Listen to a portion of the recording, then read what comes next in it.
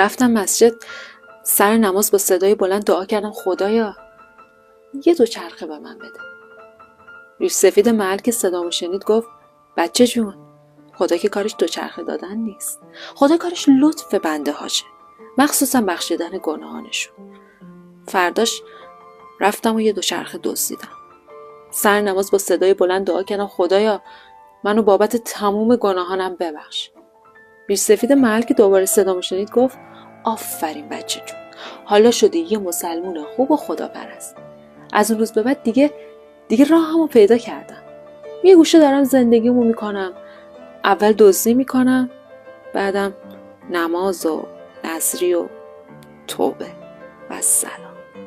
خدا گر پرده بردارد ز روی کار آدم ها، چه شادی ها خورد برهم، چه بازی ها شود رسوا، چه کاذب ها شود صادق، چه صادق ها شود کاذب. عجب صبری خدا دارد که پرده بر نمی دارد.